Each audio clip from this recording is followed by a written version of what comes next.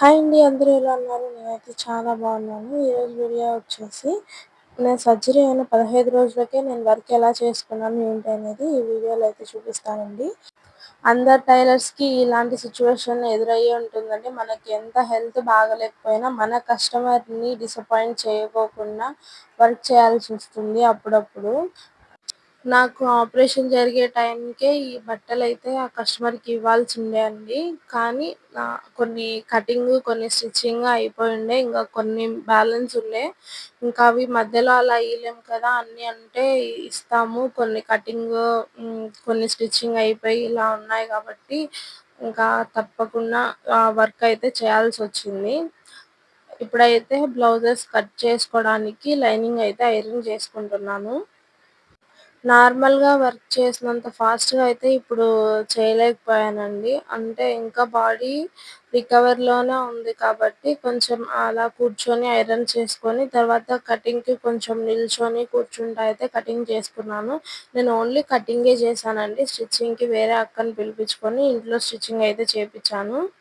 ఇప్పుడు చూపిస్తున్న బ్లౌజులండి. ఇప్పుడైతే కటింగ్ చేసుకున్నాను ఐరన్ చేసి. ఒక డ్రెస్సు 2 బ్లౌజులైతే కటింగ్ చేసుకున్నాను ఆ రోజు. ఇంకా కొన్ని ముందే కటింగ్ చేసేవి ఉన్నవి. ఆ అక్క ఒక 4 డేస్ అలా వచ్చి స్టిచ్చింగ్ చేసిచ్చిందండి. మీరు వీడియోలో చూస్తుందయితే డ్రెస్ కోసం కటింగ్ చేస్తున్నానండి.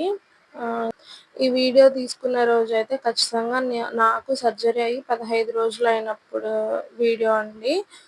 అప్పటినుంచే ఇంకొంచెం స్టార్ట్ చేద్దాం అనుకున్నానండి వర్క్ అయితే. లైట్‌గా కటింగే కదా చేసుకోవచ్చు అని అనుకున్నాను. కానీ సెట్ అవ్వలేదండి. ఆ 4 డేస్ కొంచెం ఆ అక్క వచ్చి, ఆ అక్క స్టిచ్ చేసేటప్పుడు ఆ అక్క దగ్గరే కూర్చోవడము.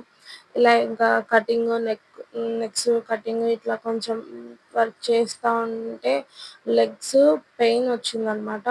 ఒక లెగ్గు రైట్ లెగ్ ఎక్కువ పెయిన్ వచ్చింది మోకాళ్ళ దగ్గర. అందుకు కొంచెం ఎక్కువ నిలబడుకొని ప్రెషర్ తీసుకుంటున్నట్టు అనిపించింది ఇంకా నాకే.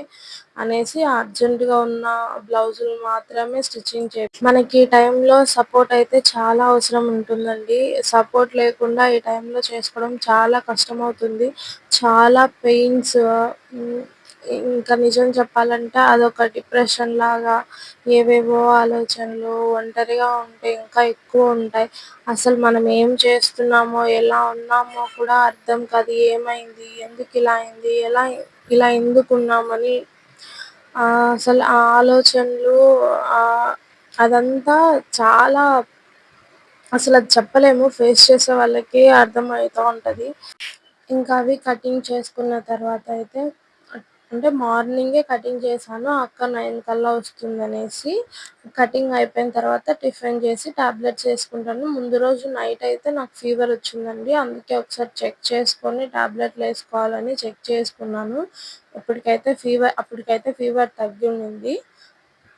ఇంకా నాకు హాస్పిటల్‌లో కూడా మెడిసిన్స్ ఏం పెద్దగా ఇవ్వలేదండి.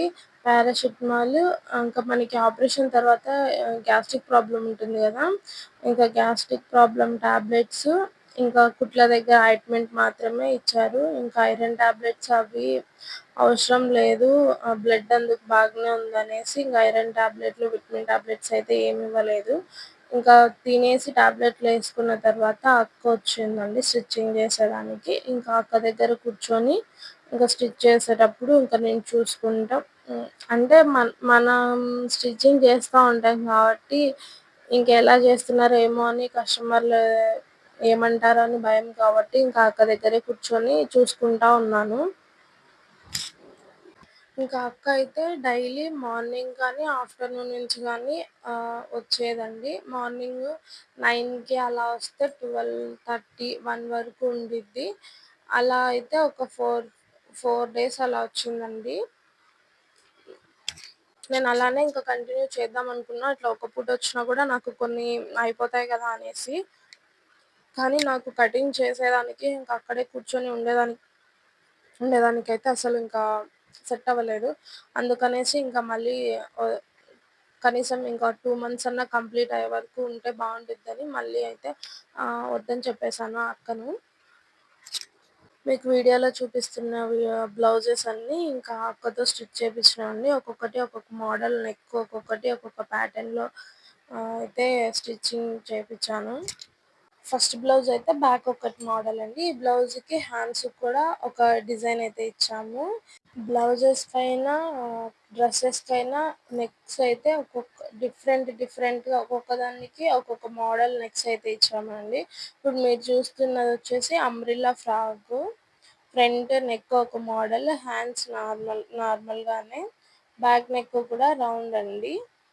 ఎ అదైతే కింద బార్డర్ వచ్చింది గదా! అది కట్ చేసి మళ్ళీ జాయింట్ అయితే చేసాము అంబ్రెల్లా కటింగ్‌కి.